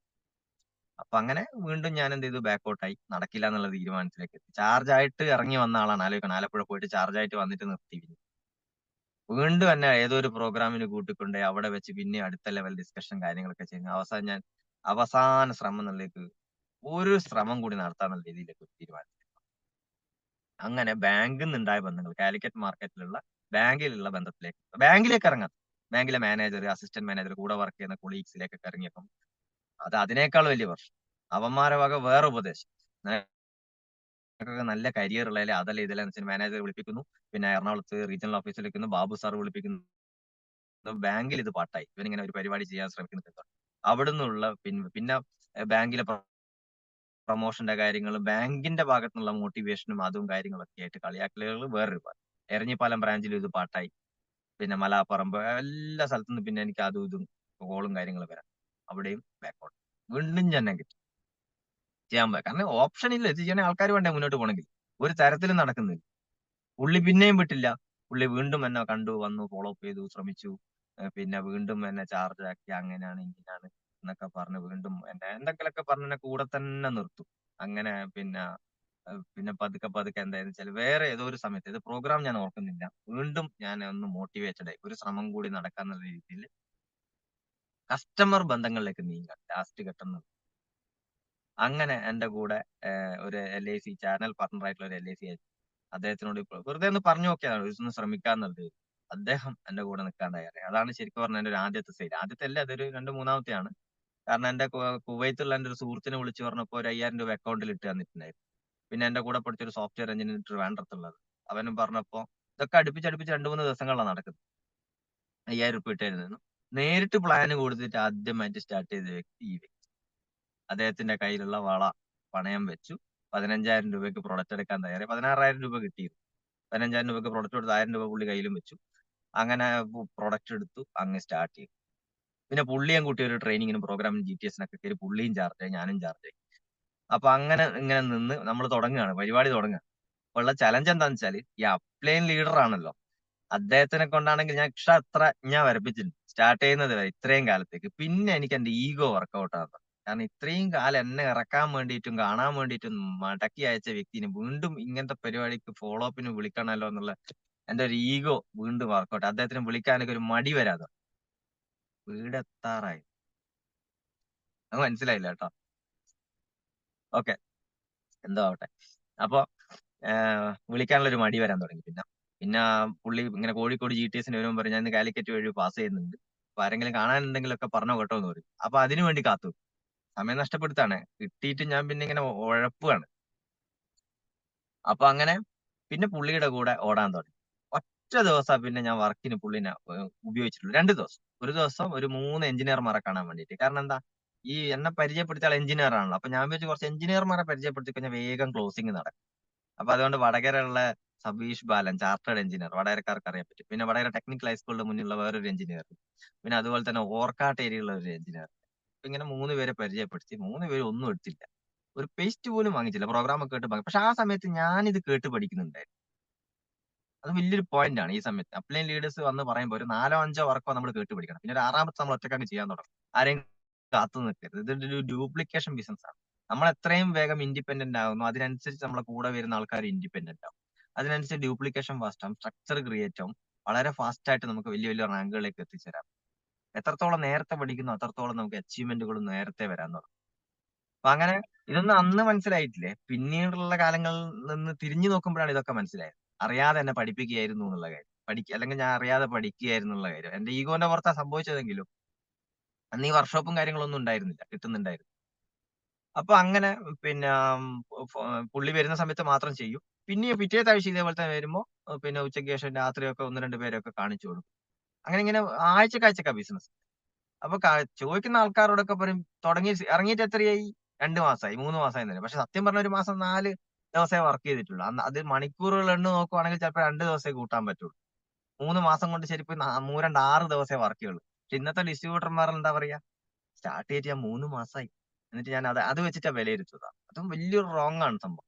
നമ്മൾ എഫക്റ്റീവ് ആയിട്ട് എത്ര ദിവസം വർക്ക് ചെയ്തു, അല്ലെങ്കിൽ എത്ര number of 1 to 1s, number of home meetings, number of follow ups, count വേണം, കൗണ്ട്. അതിനനുസരിച്ച് വേണം നമ്മൾ എത്ര വർക്ക് ചെയ്തു എന്ന് അറിയാൻ വേണ്ടിയിട്ട്. അല്ലാണ്ട് ഞാൻ സ്റ്റാർട്ട് ചെയ്ത് ഇത്ര കാലമായി, ഞാൻ ഇത്ര മാസമായി എന്ന് പറഞ്ഞിട്ട് കാര്യമില്ല. നിങ്ങൾ എത്ര ദിവസം വർക്ക് ചെയ്തു, എത്ര പേരെ കണ്ടു എന്നുള്ളതാണ് നിങ്ങൾ എക്സ്പീരിയൻസ്. ആ ടൈമിന് നിങ്ങൾ മൾട്ടിപ്ലേറ്റ് നിങ്ങൾ പറയാം, ഞാൻ എത്ര ദിവസം പറയാം. അല്ലാണ്ട് ഒരു മാസം വർക്ക് ചെയ്തിട്ട് 4 GTSും 2 GTSന് ഗസ്റ്റിനെ വിളിച്ചിട്ട് ഗസ്റ്റ് വന്നില്ല, 4ാമത്തെ ഞായറാഴ്ച ആയിരിക്കും ഒരു ഗസ്റ്റ് വന്നില്ല, എന്നിട്ട് പറയും ഞാൻ 1 മാസമായി വർക്ക് ചെയ്യുന്നു. എവിടെ വർക്ക് ചെയ്യുന്നു? 1 മണിക്കൂർ വർക്ക് ചെയ്യുന്നു പറഞ്ഞാൽ മതി. അപ്പൊ അതായിരുന്നു എന്റെ അവസ്ഥ തുടക്കത്തിൽ. അപ്പൊ അങ്ങനെ വന്നു. പിന്നെ എന്നോട് തന്നെ പിടുത്തം വിട്ടു എവിടുന്നാ പറഞ്ഞു തുടങ്ങുന്നത്. അപ്പം ആ പിന്നെ ഞാൻ തന്നെ ഒറ്റക്കങ്ങ് ഇറങ്ങാൻ തുടങ്ങി. ഞാൻ പുള്ളീനെ വിളിക്കാൻ എനിക്കൊരു മടി വരാൻ തുടങ്ങി. അപ്പൊ രാവിലെ 6:30 ലോക്കലിന് കയറി കഴിഞ്ഞാൽ 6:50 കൊയിലാണ്ടി എത്തും. 6:50 കൊയിലാണ്ടി എത്തിക്കഴിഞ്ഞാൽ അവിടെ നിന്ന് ഒരു 5 രൂപ 6 രൂപ ടിക്കറ്റ് എടുത്തു കഴിഞ്ഞാൽ ലോക്കൽ ബസ്സിന് നമുക്ക് മുത്താമ്പി അരിക്കുളം എന്ന് പറയുന്ന സ്ഥലമുണ്ട്, അവിടെ എത്തിക്കഴിഞ്ഞാൽ ഞാൻ ഈ പറഞ്ഞ സ്റ്റാർട്ട് ചെയ്ത ഡിസ്ട്രിബ്യൂട്ടർ വീട്ടിലവിടെ പോയി. അവിടെ ഇരുന്ന് കഴിഞ്ഞാൽ മാതൃഭൂമി പത്രം വായിച്ച് ഞാൻ അവിടെ ഇരിക്കും. പുള്ളി പല്ല് തേച്ച് മെല്ലെ ഇറങ്ങി വരുന്നുണ്ടാവും. ചായ ഒക്കെ കുടിച്ച് കുളിച്ച് കുട്ടപ്പനായി വരും. അപ്പൊ അങ്ങനെ പിന്നെ പുള്ളിയുടെ കൂടെ ബൈക്കിന്റെ ബേക്കിലാണ് ഞാൻ. പുള്ളി എന്നോട് ചോദിക്കും എങ്ങോട്ടാ പോണ്ടേ? അപ്പൊ ഞാനും അങ്ങോട്ട് ചോദിക്കും എങ്ങോട്ടാ പോണ്ടേ, അറിയില്ല. അപ്പൊ നമുക്കൊന്ന് ഇങ്ങോട്ട് പോവാ അല്ലേ. അപ്പൊ ഊരല്ലൂർ ഭാഗത്തേക്ക് അങ്ങ് അല്ലെങ്കിൽ നടുവണ്ണൂർ ഭാഗത്തേക്ക് അങ്ങ് പോകും, ഏതെങ്കിലും ഭാഗത്തേക്ക് അങ്ങ് പോകും. പുള്ളിയുടെ മൈൻഡിൽ ഉണ്ടാവും ഇതെല്ലാം കഴിഞ്ഞിട്ട് 10 മണിയാകുമ്പോൾ ടൗണിൽ എത്തണം. എന്റെ മൈൻഡിൽ എന്താണുള്ളത്, 10 മണിയാകുമ്പോൾ എനിക്ക് ഓഫീസിൽ. അപ്പൊ ജഗപുകയായിട്ട് രാവിലെ ഒരു 1 2 പേര് അങ്ങ് കാണും. പറയാൻ നേരം എന്തെങ്കിലും പ്രൊഡക്റ്റ് ഒക്കെ വാങ്ങും, ചിലപ്പോൾ റീറ്റെയിൽ ആയിട്ട് ചിലപ്പോൾ നടക്കുന്നുണ്ടാവുക, അല്ലെങ്കിൽ ചിലപ്പോൾ പ്ലാൻ കൊടുത്തിട്ടുണ്ടാവും. ആ സിസ്റ്റം ഒന്നും ഇല്ല. അങ്ങനെ എന്തെങ്കിലുമൊക്കെ അങ്ങ് ചെയ്യൽ തന്നെയാണ് രാവിലത്തെ. അങ്ങനെ തിരിച്ച് കൊയിലാണ്ടി വരും. കൊയിലാണ്ടിയിൽ നിന്ന് നമ്മൾ പിരിയും. ഞാൻ കോഴിക്കോട് എത്തും. പുള്ളി കൊയിലാണ്ടി തന്നെയാണ് വർക്ക് ചെയ്യുന്നത്, ഓഫീസ്. അപ്പൊ ഞാൻ വൈകി വരാൻ തുടങ്ങി. 9 മണി 9:50 10 മണി. പണ്ട് 8:30 9 മണിക്ക് എത്തുന്ന ആളാ. 10 മണി 10:05 എത്താൻ തുടങ്ങിയപ്പോ എന്തായിരിക്കും അവസ്ഥ? മാനേജറൊക്കെ ശ്രദ്ധിക്കാൻ തുടങ്ങി. ഇവനെന്തോ പരിപാടിയൊക്കെ തുടങ്ങിയിട്ടുണ്ട്. നേരത്തെ വന്നുകൊണ്ടിരുന്ന ആളാണ്. ബ്രാഞ്ചിൽ ഫസ്റ്റ് എത്തുന്നത് ഞാനായിരുന്നു. അങ്ങനത്തെ ഞാൻ ലാസ്റ്റ് എത്താൻ തുടങ്ങി. വൈകുന്നേരം മാനേജറോട് ഒരുമിച്ചാണ് ഞാൻ ഇറങ്ങും. പക്ഷെ അങ്ങനത്തെ ഞാൻ 5:30 5 മണിക്കും നേരത്തെയൊക്കെ ഇറങ്ങാൻ തുടങ്ങി. എന്നിട്ട് തിരിച്ച് കൊയിലാണ്ടി വന്നിറങ്ങും. ബൈക്കിന്റെ ബാക്കിൽ കയറും. പിന്നെ രാത്രി വരെ വർക്കാണ്. അത് കഴിഞ്ഞിട്ട് ലാസ്റ്റ് ബസ്സിനൊക്കെ കയറ്റി വിടും. പിന്നീട് ഞാൻ വടകരക്ക് വരും. ഇങ്ങനെയാണ് ഞാൻ ബിസിനസ്സിലേക്ക് ഇറങ്ങി തുടങ്ങിയത്. റിസൾട്ടും കിട്ടാൻ തുടങ്ങി. പതുക്കെ പതുക്കെ മെല്ലെ മെല്ലെ മെല്ലെ മെല്ലെ ടീമൊക്കെ സെറ്റ് ആവാൻ തുടങ്ങി. പതുക്കെ കുറെ ആൾക്കാരൊക്കെ വരാൻ തുടങ്ങി. കുറെ ആൾക്കാരൊക്കെ വരുമ്പോൾ നമുക്ക് പെട്ടെന്ന് മാനേജ് ചെയ്യാൻ പറ്റൂല. ആരാണ് ആ ലീഡർ? അപ്പൊ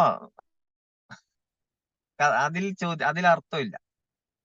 നമ്മൾ തന്നെയാണ് നമ്മൾ ലീഡർ, അങ്ങനെ വിശ്വസിക്കാം. അപ്പൊ പിന്നെ അപ്പൊ അങ്ങനെ പതുക്കെ വർക്കൊക്കെ കൂടാൻ തുടങ്ങി.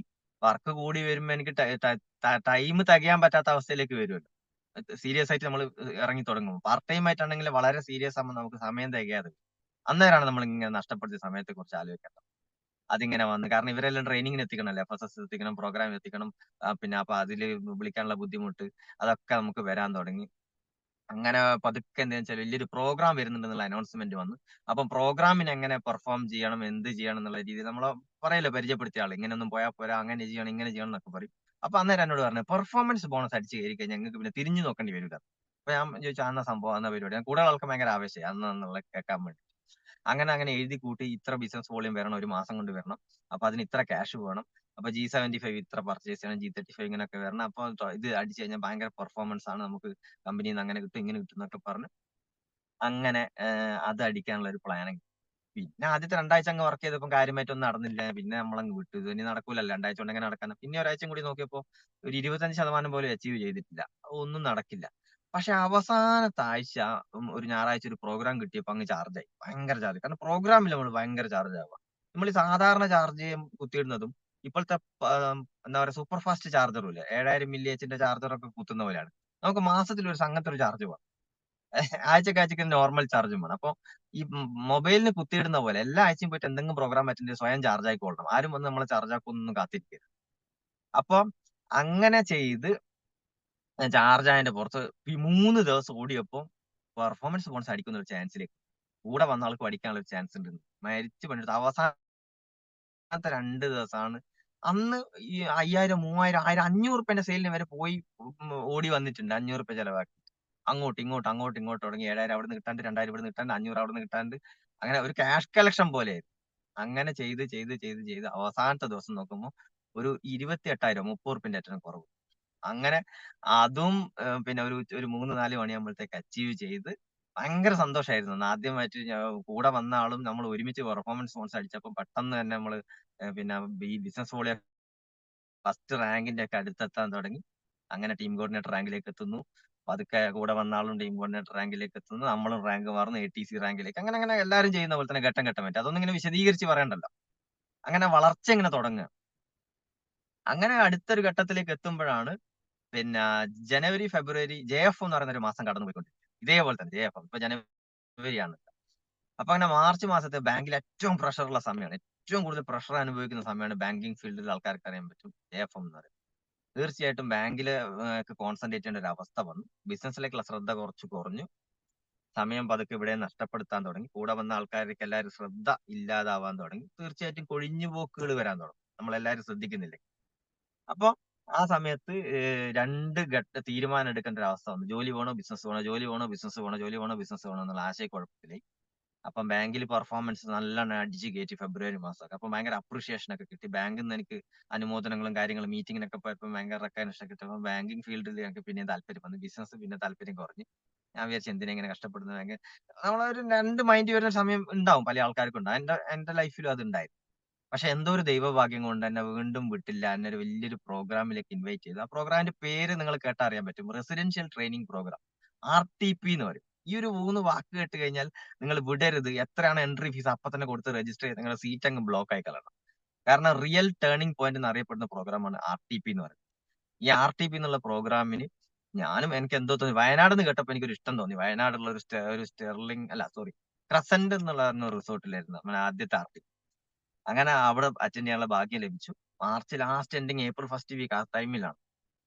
അങ്ങനെ ആ പ്രോഗ്രാം അറ്റൻഡ് ചെയ്ത് 2 ദിവസം അടുപ്പിച്ച് ഗ്രേറ്റ് ലീഡേഴ്സ് എന്ന് വെച്ചാൽ 2,10,000 വീക്കിലി വാങ്ങിക്കൊണ്ടിരിക്കുന്ന international team coordinators, continental team coordinators പോലെയുള്ള ഒരുപാട് ലീഡേഴ്സിന്റെ അനുഭവങ്ങളും അവരോടൊപ്പം അടിച്ച് പൊളിക്കാൻ, എൻജോയ് ചെയ്യാനും, അവരുടെ റിയൽ ലൈഫ് കാണാനും ഒക്കെ എന്താ പറയാ 2 ദിവസം നമുക്ക് ഒരു 20 വർഷത്തെ അനുഭവങ്ങൾ 2 ദിവസം കൊണ്ട് നമുക്ക് കിട്ടിയ പോലെ. നമ്മൾ വേറെ ലോകത്തെത്തി.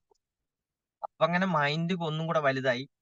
എനിക്കൊരു ഡിസിഷൻ എടുക്കാൻ പറ്റി. ഏറ്റവും നല്ലൊരു തീരുമാനം എന്ന് ഞാൻ വിശ്വസിക്കുന്ന ഒരു തീരുമാനം, അന്ന് വയനാട് ചുരം ഇറങ്ങി വരുന്ന സമയത്ത് ഇനി ഒരിക്കലും ബാങ്കിൽ ജോലിക്ക് പോകുന്നില്ല എന്നുള്ള തീരുമാനം എടുത്തുകൊണ്ട് പിറ്റേത്തെ ദിവസം തന്നെ റെസിഗ്നേഷൻ ലെറ്റർ മാനേജർക്ക് എഴുതി കൊടുത്ത് ജോലി ഞാൻ അങ്ങനെ റിസൈൻ ചെയ്ത് ഫുൾ ടൈം ആയിട്ടുള്ള തീരുമാനം.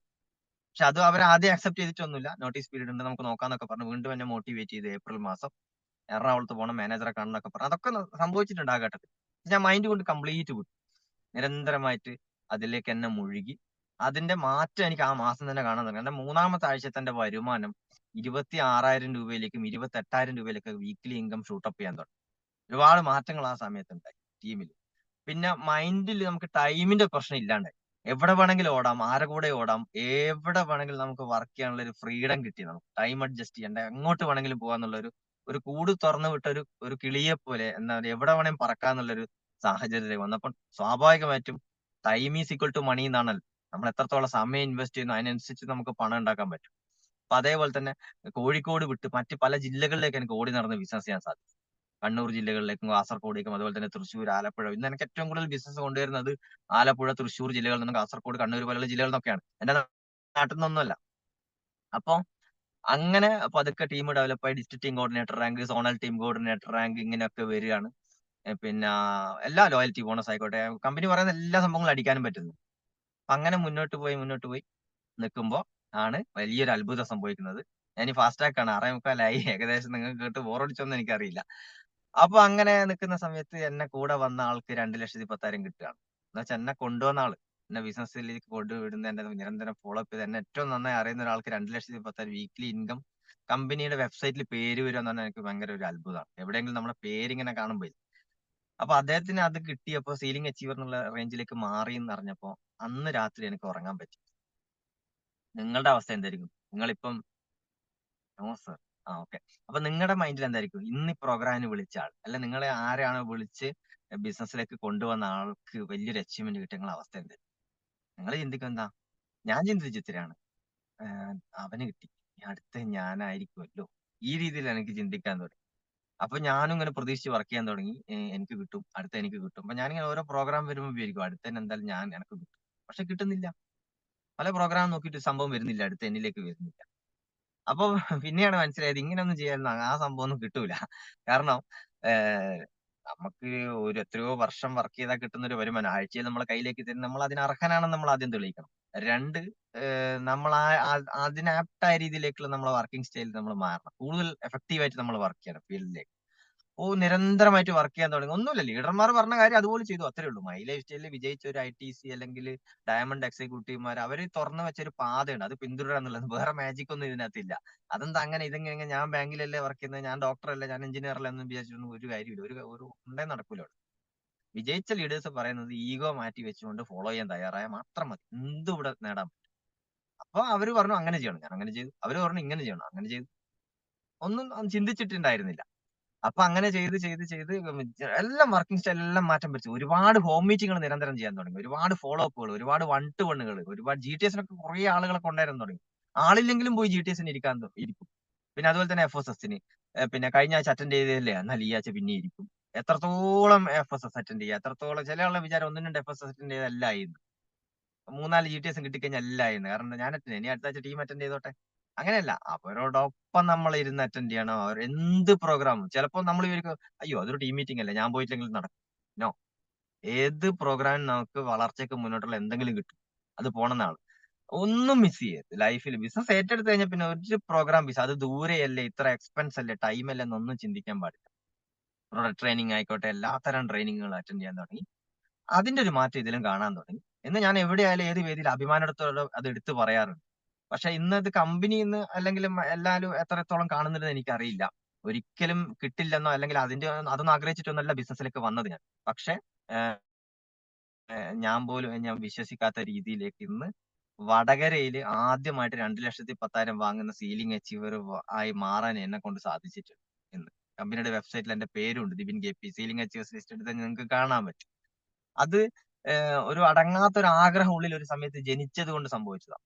വിജയിച്ച ലീഡേഴ്സിനെ ഫോളോ ചെയ്യാനുള്ള ഒരു തീരുമാനം എടുത്തുകൊണ്ട് മാത്രം സംഭവിച്ചതാണ്. അല്ലാണ്ട് എന്റെ കഴിവ് കൊണ്ടോ വേറെ ആരുടെയും കഴിവ് കൊണ്ടോ ഒന്നും സംഭവിച്ചൊന്നുമില്ല. കൂടെ വന്ന ആൾക്കാരുടെ നമ്മുടെ ഒരുമിച്ചുള്ള പ്രവർത്തനവും ഒരു ലക്ഷ്യം തീരുമാനിച്ചു, ലീഡേഴ്സിനെ ഫോളോ ചെയ്യാൻ തീരുമാനിച്ചു. അപ്പം മൈ ലൈഫ് സ്റ്റൈലില് കുറെ കാര്യങ്ങൾ പറഞ്ഞു. വളരെ സിമ്പിൾ ആയ 5-10 കാര്യങ്ങൾ FSS നിങ്ങൾക്ക് കിട്ടിയിട്ടുണ്ടാവും. എന്നാൽ ലിസ്റ്റ് ഇടുക, ഷോർട്ട് ലിസ്റ്റ് ചെയ്യുക, ഫോളോ അപ്പ് ചെയ്യുക, പ്രോഗ്രാം കൊടുക്കുക, GTSന് കൊണ്ടുവരുത്തുക, FSSന് കൊണ്ടുവരുത്തുക, അവരോടൊപ്പം ഇരുന്ന് ട്രെയിനിങ് അറ്റൻഡ് ചെയ്യുക, ഇത് റിപ്പീറ്റ് ചെയ്യുക. ഇത് തന്നെ എല്ലായിടത്തിലുള്ള സിസ്റ്റം. ഇതങ്ങ് ഫോളോ ചെയ്യാൻ തയ്യാറായി. അതിനകത്ത് വെള്ളം ചേർത്താൽ അതിനനുസരിച്ച് ബാക്കോട്ട്. പിന്നെ സമയം നഷ്ടപ്പെടുത്തിയുള്ള കുഴപ്പം എന്താന്ന് കഴിഞ്ഞ് കഴിഞ്ഞാൽ, ഞാൻ പ്രോഗ്രാം കേൾക്കുമ്പോൾ ഉള്ള പിന്നെ എന്റെ കൂടെ വന്ന ആൾക്കാരൊക്കെ ഇന്ന് വലിയ വലിയ റാങ്കിലേക്കാണ്. ഞാൻ സമയം നഷ്ടപ്പെടുത്തിയതിന്റെ വില ഇന്ന് ദുഃഖിക്കുന്ന ഒരു വ്യക്തിയും കൂടിയാണ്. അപ്പൊ അതുകൊണ്ടാണ് ഞാൻ ഈ സമയത്തിനെ കുറിച്ച് ഇന്ന് എടുത്തു പറയാൻ കാരണം. സമയം നഷ്ടപ്പെടുത്തരുത്, ഫോളോ അപ്പ് നഷ്ടപ്പെടുത്തരുത്. നിങ്ങളുടെ ലിസ്റ്റിൽ ഇതുപോലെ കുറെ ആൾക്കാരുണ്ടാവും. അവരൊന്നും വിട്ടുകളയരുത്. 10ഉം 25ഉം പ്രാവശ്യം ഫോളോ അപ്പ് ചെയ്യാൻ തയ്യാറാണ്. ഫോളോ അപ്പിന്റെ അർത്ഥം തന്നെ അദ്ദേഹം സ്റ്റാർട്ട് ചെയ്യുന്നത് വരെ അദ്ദേഹത്തെ പിന്തുടരുക എന്നുള്ളതാണ് ഫോളോ അപ്പിന്റെ അർത്ഥം തന്നെ. വിട്ടുകളയരുത്. പക്ഷെ ഓരോ ഫോളോ അപ്പിലും നിങ്ങളുടെ മാറ്റം കാണിച്ചു കൊടുക്കാൻ നിങ്ങൾക്ക് പറ്റും. ആദ്യത്തെ ഫോളോ അപ്പിൽ നിങ്ങൾ പോകുമ്പോൾ ഒരു ഡിസ്ട്രിബ്യൂട്ടർ ആണെങ്കിൽ രണ്ടാമത്തെ ഫോളോ അപ്പിന് നിങ്ങൾ 1000 രൂപ വാങ്ങിയിട്ടാണ് പോകുന്നത്. മൂന്നാമത്തെ ഫോളോ അപ്പിന് പോകുമ്പോൾ നിങ്ങൾ ഇൻകം 2000-ലും 3000-ലും കൂടിയിരിക്കണം. നാലാമത്തെ ഫോളോ അപ്പിന് പോകുമ്പോൾ നിങ്ങൾക്ക് എന്തെങ്കിലും അച്ചീവ്മെന്റുകൾ വന്നു തുടങ്ങണം. ചെറിയ ലാപ്ടോപ്പുകൾ അല്ലെങ്കിൽ ടാബുകൾ, മൊബൈലുകളൊക്കെ നിങ്ങൾ അച്ചീവ് ചെയ്ത്, അല്ലെങ്കിൽ ചെറിയ മോതിരങ്ങൾ, റിങ്ങുകൾ. വീണ്ടും അടുത്ത ഫോളോ അപ്പിലേക്ക് എത്തുമ്പോൾ ഇന്നല്ലെങ്കിൽ നാളെ ഇറങ്ങും തോന്നുന്ന ആൾക്കാർ നിങ്ങളുടെ മൈൻഡിൽ ഉണ്ടാവില്ല. അപ്പൊ അത്തരം ആളുകൾക്കാകുമ്പോൾ പതുക്കെ ബൈക്കുകളിലേക്കും പതുക്കെ കാറുകളിലേക്കും വലിയ റാങ്കുകളിലേക്കൊക്കെ മാറുന്ന സമയത്ത് ഏതെങ്കിലും ഒരു ഘട്ടത്തിലായിരിക്കും ഒരു ഡിസ്ട്രിബ്യൂട്ടർ ആക്റ്റീവായിട്ട് മാറും. അത് തന്നെ എനിക്ക് സംഭവിച്ചിട്ടുള്ളൂ. എന്നെ കൊണ്ടുവന്ന വ്യക്തിയുടെ മാറ്റവും അദ്ദേഹത്തിന്റെ നിരന്തര ഫോളോ അപ്പും കൊണ്ടാണ് എനിക്ക് ഈ ബിസിനസ്സിൽ നിങ്ങളോട് ഇന്ന് സംസാരിക്കാൻ പോലും പറ്റുന്നത്. റീജിയണൽ ടീം കോർഡിനേറ്റർ റാങ്കിൽ നിന്നുകൊണ്ട്. ഇല്ലെങ്കിൽ ഞാൻ പണ്ടേ ആ ഫീൽഡിൽ തന്നെ പ്രൊമോഷൻ ഇന്ന് ഏതെങ്കിലും ബാങ്കിൽ എവിടെയെങ്കിലും വർക്ക് ചെയ്യുന്നുണ്ടാവും. അങ്ങനെ ഒരു വ്യക്തിയായി മാറി. ആളില്ല എന്ന് പറഞ്ഞു നടന്ന വ്യക്തിയാണ്. പക്ഷെ ഇന്ന് എന്നോടൊപ്പം 3300-ലധികം വരുന്ന വളരെ ശക്തമായ ടീം ഇന്ന് എന്നോടൊപ്പം പല ജില്ലകളിലായിട്ട് ചെറുതും വലുതായിട്ട് ഇന്ന് പ്രവർത്തിക്കുന്നുണ്ട്. എനിക്ക് സന്തോഷം, എന്നോടൊപ്പം വന്നതിനേക്കാൾ കൂടുതൽ 4ഓളം വ്യക്തികൾ ഈ 2,10,000 എമൗണ്ട് ടച്ച് ചെയ്തിട്ടുണ്ട്. ഒരുപാട് leaders, distributor, TCA, TC, DTC, STC, RTC പോലുള്ള ലീഡേഴ്സ് ഇന്ന് എന്നോടൊപ്പം ഒരുമിച്ച് ഒറ്റക്കെട്ടായിട്ട് വർക്ക് ചെയ്യുന്നുണ്ട്. പിന്നെ ഒരുപാട് ബന്ധങ്ങൾ കിട്ടിയിട്ടുണ്ട്. ഗ്രേറ്റ് ലീഡേഴ്സ് ആയിട്ടുള്ള ബന്ധങ്ങൾക്ക് വലിയ വാല്യൂ ആണ്. ഏത് നാട്ടിൽ പോയി കഴിഞ്ഞാൽ നമുക്ക് ധൈര്യത്തോടു കൂടി കിടന്നുറങ്ങാം. എന്ത് സംഭവിച്ചു കഴിഞ്ഞാൽ ഒരു വിളിപ്പുറത്ത് നമ്മുടെ മൈലേജ് ലീഡേഴ്സ് നമ്മളോടൊപ്പം ഉണ്ടെന്നുള്ള ഒരു ധൈര്യം, അത് വലിയൊരു സംഭവമാണ്. ഇന്ന് കേരളത്തിന് പുറത്തും, ഞാനിപ്പോ സംസാരിക്കുന്ന കർണാടകയിൽ നിന്നുകൊണ്ടാണ്. ഇവിടെ അടുത്ത് മംഗലാപുരത്താണ് ഞാനിപ്പോ താമസം. ജപ്പിന മൊഗാരു എന്ന് പറയും. ദക്ഷിണ കന്നഡ ഡിസ്ട്രിക്റ്റില് നമ്മളെ ബോർഡർ തന്നെയാണ്. പറയുമ്പോ കുറച്ചൊന്ന് കൂട്ടി പറഞ്ഞെന്നുള്ളൂ. കേരളത്തിന് പുറത്തേക്ക് നമുക്കൊരു ഒരു ഒരു ഇതല്ലേ. അപ്പൊ മംഗലാപുരത്ത് നിന്നാണ് ഇപ്പൊ സംസാരിക്കുന്നത്. ആദ്യം സാധനം സെയിലാക്കുകയാണോ അതോ ആളുകളെ ഫോളോ അപ്പ് ചെയ്യാന്നോ വേണ്ടത്? ഡിപ്പെൻസ് ആണ് സാറേ. സെയിലാക്കുന്നത് അത്രയും നല്ലത്. കാരണം എന്താണെന്ന് വെച്ചാൽ നമുക്ക് എത്രത്തോളം സെയിൽ ചെയ്യാൻ പറ്റുന്നു, അത് സാധനങ്ങൾ വിൽക്കുക എന്നുള്ള മെന്റാലിറ്റിയിൽ എടുക്കരുത്. കാരണം ലോകത്തിൽ വിജയിച്ച ആൾക്കാരൊക്കെ തന്നെ ഗ്രൗണ്ട് ലെവൽ വർക്ക് ചെയ്ത ആൾക്കാരാണ്. സെയിലാക്കാൻ പറ്റുന്ന ആൾക്കാർ ഈഗോ മാറ്റി വെച്ചുകൊണ്ട് സെയിൽ ചെയ്യുക. കാരണം എനിക്ക് സെയിൽ ചെയ്യാൻ പറ്റിയിട്ടില്ല. കാരണം ഞാന് 2,10,000 വാങ്ങിക്കുന്നവരെ ഒരു പേസ്റ്റ് പോലും വിൽക്കാത്ത വ്യക്തിയാണ്. ഒരു റീറ്റെയിൽ പോലും ചെയ്തിട്ടില്ല. കാരണം എനിക്ക് തീരെ കണ്ടുകൂടാത്ത സംഭവമായിരുന്നു ഇത്. ഞാൻ എന്നെ പരിചയപ്പെടുത്തിയ ആളോട് പറഞ്ഞ സാധനം വെക്കുന്ന പരിപാടിയാണ്, എന്നെ വിളിക്കരുതെന്ന് പറഞ്ഞത്. തീർച്ചയായിട്ടും നിങ്ങൾ അങ്ങനത്തെ ആൾക്കാരാണോ നിങ്ങൾ മാറ്റി നിർത്തും. അവനൊന്നും ഈ ബിസിനസ്സിൽ കൊള്ളൂലെന്ന് പറയും. പക്ഷെ അദ്ദേഹത്തിന് എന്നോ എന്നെ വിടാൻ തോന്നിയില്ല. നിരന്തരമായി ഫോളോ അപ്പ് ചെയ്തുകൊണ്ട് ഇന്ന് ഇന്ന് ഈ എന്താ പറയുക, RTC സീലിംഗ് വെച്ച് വരെ നിൽക്കുന്നു. പക്ഷെ ശക്തമായിട്ട് ഞാൻ റീറ്റെയിൽ ചെയ്യുന്നുണ്ട്. ഞാൻ പറഞ്ഞില്ല, എന്റെ തുടക്കം തൊട്ട് തന്നെ ഞാൻ ബൈക്കിന്റെ പിന്നിൽ ഓടിയത് എന്റെ കൂടെ വന്ന ആൾ റീറ്റെയിൽ ചെയ്യുമ്പോൾ അദ്ദേഹത്തിന് സഹായിക്കാൻ വേണ്ടിയിട്ടാണ്. ഞാൻ എന്റെ പ്രൊഡക്റ്റ് വിറ്റിട്ടില്ല എന്നേ പറഞ്ഞിട്ടുള്ളൂ. പക്ഷെ നിരന്തരമായിട്ട് റീറ്റെയിലിംഗ് എന്താണെന്ന് വീട് വീടാന്തരം കയറിയിട്ടൊക്കെ നമ്മൾ റീറ്റെയിൽ ചെയ്തിട്ടുണ്ട് കൂടെ വന്ന ആൾക്കാർക്ക് വേണ്ടിയിട്ട്. അപ്പൊ അങ്ങനെ ചെയ്യാം. ഒന്നുകിൽ സ്വന്തം റീറ്റെയിൽ ചെയ്യുക, അല്ലെങ്കിൽ കൂടെ വന്ന ആൾക്കാരുടെ കൂടെ റീറ്റെയിൽ ചെയ്യുക. റീറ്റെയിലിംഗ് പഠിക്കുക. റീറ്റെയിൽ മീൻസ് എക്സ്പീരിയൻസ് ആണ്. മാനേജ്മെന്റ് ബിസിനസ് ആണ്. എത്രത്തോളം പ്രൊഡക്റ്റ് സെയിൽ ചെയ്യുന്നു അത്രത്തോളം പുതിയ പുതിയ ആളുകളെ പരിചയപ്പെടാൻ, ആൾക്കാരെ മാനേജ് ചെയ്യാനുള്ള കഴിവ് വർദ്ധിക്കും. അപ്പം ഭാവിയിൽ ATC, DTC വലിയ റാങ്കുകൾ എത്തുമ്പോൾ ഒരുപാട് ടീമിനെ നിങ്ങൾക്ക് പ്രശ്നങ്ങളില്ലാതെ മാനേജ് ചെയ്യാൻ പറ്റും. അത് സാധാരണ MBA പോലെയുള്ള കോർപ്പറേറ്റ് ഫീൽഡിലുള്ള ആൾക്കാർക്ക് സ്പെഷ്യൽ ട്രെയിനിങ് ഒക്കെ കൊടുത്ത് 2-3 വർഷത്തെ ട്രെയിനിങ്ങിന്റെ ഭാഗമായിട്ടാണ് ഓരോരുത്തർ ആ കഴിവുകൾ ആർജിച്ചെടുക്കുന്നതെങ്കിൽ മൈ ലൈഫ് സ്റ്റൈലിൽ ഫീൽഡിൽ ഇറങ്ങി പണിയെടുത്താൽ കിട്ടും ആ സാധനം. സെയിൽ റീറ്റെയിൽ ചെയ്താൽ മതി. ഒരുപാട് കഴിവുകൾ നമുക്ക് റീറ്റെയിലൂടെ കിട്ടും. കാലാകാലം ചെയ്യാൻ വേണ്ടിയിട്ട് റീറ്റെയിലല്ലേ നമ്മൾ ചെയ്യും. ഡിസ്ട്രിബ്യൂട്ടേഴ്സിന് ക്രിയേറ്റ് ചെയ്യാനും കോൺടാക്ട് ഇല്ലാത്ത ആൾക്കാർക്ക് കോൺടാക്ട് ക്രിയേറ്റ് ചെയ്യാനൊക്കെ കുറെ പ്ലസ് പോയിന്റ്സ് നമുക്ക് റീറ്റെയിലിനുണ്ട്. ആ റീറ്റെയിൽ നമുക്ക് അങ്ങനെ ചെയ്ത് പ്രാക്ടീസ് ചെയ്ത് എടുത്താൽ മതി. പിന്നെ ഞാൻ പറയുന്നത്, റീറ്റെയിൽ ചെയ്യുമ്പോൾ നാണം വേണ്ട. സാധാരണക്കാർ കണ്ണും പൂട്ടി റീറ്റെയിൽ ചെയ്യും. പക്ഷെ ചില ആൾക്കാർക്ക് ഈഗോ ഉണ്ടാവും. മറ്റുള്ളവർ എന്ത് വിചാരിക്കും, ഞാനിങ്ങനെ റീറ്റെയിൽ ചെയ്യാൻ പോയാൽ സാധനങ്ങൾ വിറ്റാൽ എന്ത് വിചാരിക്കും എന്നൊക്കെ വിചാരിക്കും. ആ സമയത്ത് വിജയിച്ച കുറച്ച് ആൾക്കാരെ മൈൻഡിലേക്ക് കൊണ്ടുവന്നാൽ മതി. നമ്മുടെ കേരളത്തിൽ ഏറ്റവും വലിയ കോടീശ്വരന്മാർ ലിസ്റ്റ് ചെയ്യാൻ എടുത്താൽ മതി. എല്ലാ ആൾക്കാർക്കും തുടക്കത്തിൽ റീറ്റെയിൽ ആൾക്കാരാണ്. നമ്മളെ വീഗാർഡ്, കൊച്ചസോ, ചിറ്റിലപ്പള്ളി, MA യൂസഫിൽ എല്ലാവരും കച്ചവടം തന്നെ ചെയ്യുന്നത്. പിന്നെ എനിക്ക് പെട്ടെന്ന് പേര് കിട്ടുന്നില്ല. കുറെ ആൾക്കാർ എല്ലാവരും ബേസിക് ആയിട്ട് തുടക്കത്തിൽ ചെയ്തത് റീറ്റെയിലിംഗ് അല്ലെങ്കിൽ സെയിൽസ് എന്നുള്ള രീതിയിൽ തന്നെ എല്ലാവരും വളർന്നു വന്നത്. പക്ഷെ അവർ കാലാകാലം വിറ്റ് നടന്ന ആൾക്കാരല്ലല്ലോ, നമുക്കറിയാലോ. അതുപോലെ തന്നെ നമ്മുടെ വടകരക്കാരൻ ഗോകുലം ഗോപാലൻ ചേട്ടനായിക്കോട്ടെ, ചിട്ടി കമ്പനിയും കാര്യങ്ങളൊക്കെ, ഒരുപാട് അനുഭവങ്ങൾ നമ്മുടെ മുന്നിൽ. ഇനി കോർപ്പറേറ്റ് ഫീൽഡ് ആൾക്കാർ എന്റെ മുന്നിൽ ഈ വോയിസ് കേൾക്കുന്നുണ്ടെങ്കിൽ നിങ്ങൾ ഉറപ്പിച്ചോ, ഏറ്റവും നല്ലൊരു എക്സാമ്പിൾ നമ്മുടെ ഇൻഡിഗോ എയർലൈൻസ് എന്നുള്ള സ്ഥാപനമായിരുന്നു. അവരാദ്യം ഈ വ്യോമയാന രംഗത്തേക്ക് കാലെടുത്ത് വെച്ചത് വിമാന കമ്പനി എന്നുള്ള രീതിയിലായിരുന്നില്ല. ഗ്രൗണ്ട് ലെവൽ ഹാൻഡ്ലിംഗ് ആയിരുന്നു. എയർപോർട്ടിലൊക്കെ ഗ്രൗണ്ട് ലെവലുള്ള ചെറിയ ചെറിയ പണികളും കാര്യങ്ങളും എന്നുള്ള രീതിയിലേക്കായിരുന്നു. പക്ഷെ അവിടെ നിന്നുകൊണ്ട് അവർ എക്സ്പീരിയൻസ് ആർജിച്ചെടുത്തു. പിന്നീട് ഒരു വിമാന കമ്പനിയായിട്ട് എയർലൈൻസ് എന്നുള്ള രീതിയിലേക്ക് വളർന്നു വന്നതാണ്. എന്തിന്റെ അടിസ്ഥാനം എന്ന് പറയുന്നത്, എന്താ പറയാ, ബേസ് ഉറപ്പിക്കുക എന്നുള്ള തുടക്കത്തിലുള്ള ഗ്രൗണ്ട് ക്ലിയറൻസ്. അപ്പൊ അതിന് വേണ്ടിയിട്ട് റീറ്റെയിലിനെ കാണുക, റീറ്റെയിൽ ചെയ്യുക, സാധനങ്ങൾ പരമാവധി ചെയ്യുക. അതിന്റെ അകത്തുനിന്ന് കൊള്ളാവുന്ന ഡിസ്ട്രിബ്യൂട്ടേഴ്സിനെ സെലക്ട് ചെയ്ത് എടുത്തിട്ട് നമ്മുടെ സിസ്റ്റത്തിലേക്ക് കൊണ്ടുവരും. അവർക്ക് ഈ ഓപ്പർച്യൂണിറ്റി കാണിച്ചു കൊടുക്കുക, അവർക്കും ട്രെയിനിങ്ങും കാര്യങ്ങളും എല്ലാം പ്രൊവൈഡ് ചെയ്യുക. ഓപ്പർച്യൂണിറ്റി പ്രൊവൈഡ് ചെയ്യുന്ന ആൾക്കാരാണ് നമ്മൾ. ആരാണ് വിജയിക്കുക എന്നൊന്നും നമുക്കിപ്പം പ്രെഡിക്റ്റ് ചെയ്യാൻ പറ്റില്ല. വിജയിക്കുന്ന ആൾക്കാർ, നല്ല നല്ല കഴിവുള്ള ആൾക്കാർ തപ്പി നടക്കരുത്. ഇന്നത്തെ പല ആൾക്കാരും ചെയ്യുന്നതാ, നല്ല ആൾക്കാരെ തപ്പി നടക്കും. ഇങ്ങനെ ഇങ്ങനെ ഇവൻ കൊള്ളാം അവൻ കൊള്ളാം അങ്ങനെയൊന്നും കിട്ടുമൊന്നുമില്ല. നിങ്ങൾ പണിയെടുക്കുക, റീറ്റെയിൽ ചെയ്യുക, റിക്രൂട്ട്മെന്റ് ചെയ്യുക, റീപർച്ചേസ് ചെയ്യുക. 4 hours ഓഫ് ദി ബിസിനസ് പഠിച്ചില്ലേ FSS-ലൊക്കെ? ആ 4 കാര്യങ്ങൾ നിരന്തരം ചെയ്തുകൊണ്ടേയിരിക്കുക. അങ്ങനെ നിങ്ങൾ കുറച്ച് കാലഘട്ടം കഴിഞ്ഞ് തിരിഞ്ഞു നോക്കുമ്പോൾ നിങ്ങൾക്ക് കൊള്ളാവുന്ന ഒരു 5-10 ലീഡേഴ്സ് അല്ലെ ഡിസ്ട്രിബ്യൂട്ടേഴ്സ് നിങ്ങളുടെ കയ്യിലുണ്ടാവും. പിന്നെ അവരോടൊപ്പം അവരുടെ വിജയത്തിന് വേണ്ടി പ്രവർത്തിക്കുമ്പോൾ, അവരെയും ട്രെയിനിങ്ങിലേക്ക് എത്തിക്കുമ്പോൾ ആ ഡിസ്ട്രിബ്യൂട്ടേഴ്സ് ലീഡർഷിപ്പിലേക്ക് ഉയരുന്നത് കാണാം. ഫസ്റ്റ് ഒരു കസ്റ്റമർ ആയിരിക്കും, പിന്നെ ഡിസ്ട്രിബ്യൂട്ടർ ആയിരിക്കും, പിന്നെ ലീഡർ ആയിരിക്കും. അങ്ങനെയാണ് അതിന്റെ യാത്ര വരുന്നത്. അല്ലാതെ ലീഡർമാരെ തപ്പി നടന്നാൽ കിട്ടൂല, ഒരിക്കലും കിട്ടൂല. കാരണം നമ്മുടെ എക്സ്പീരിയൻസ് വെച്ചിട്ട് നമ്മള് ആൾക്കാരെ തപ്പി നടക്കുക. അതല്ല, നമ്മളെക്കാൾ എക്സ്പീരിയൻസ് ആൾക്കാർ നമ്മുടെ മുകളിലുണ്ട്. അപ്പൊ അവര് കുറെ കാര്യങ്ങൾ ചുമ്മാ പൊട്ടിമുളച്ച ലീഡേഴ്സ് ഒന്നും അല്ല ഈ CTC ITC ഡയമണ്ടുമാരൊന്നും. നമ്മളെപ്പോലെ തന്നെ പണിയെടുത്ത് വന്ന് ഉണ്ടാക്കി വന്ന ആൾക്കാരാണ്. അപ്പൊ അവര് പറയുന്ന വാക്കുകൾ നമ്മൾ ചെയ്തു എന്ന് മാത്രമേ ഉള്ളൂ. ആ കാര്യങ്ങൾ മാത്രം ചെയ്താൽ മതി. പിന്നെ എനിക്ക് പ്രത്യേകിച്ച് ഒന്നും പറയാനില്ല. ആഹ് എന്താ പറയാ, കുഴപ്പമില്ല. ഇനി എന്തെങ്കിലും ഡൗട്ട് ഒക്കെ ഉണ്ടെങ്കിൽ നമുക്ക് ക്ലിയർ ചെയ്യാം എന്ന് വിചാരിക്കുന്നു. എല്ലാവർക്കും വിജയാശംസകൾ. Happy new year once again. ഇന്ന് ഈ അവസരം തന്ന, നിങ്ങളോട് സംവദിക്കാൻ എന്നെ ഇൻവൈറ്റ് ചെയ്ത പ്രത്യേകിച്ച് സുരേഷ് പൊന്നണ്ണ സാറിന് ഞാൻ ഒരിക്കൽ കൂടി നന്ദി അർപ്പിക്കുന്നു. മറ്റുള്ള ആൾക്കാരുടെ പേരൊന്നും എനിക്ക് മൈൻഡിൽ ഇല്ല, മിസ് Recording ചെയ്ത ആളുടെ stopped. പേര് വിട്ടുപോയി. എല്ലാവർക്കും നന്ദി പറഞ്ഞു നിർത്തുകയാണ്. Thank you very much.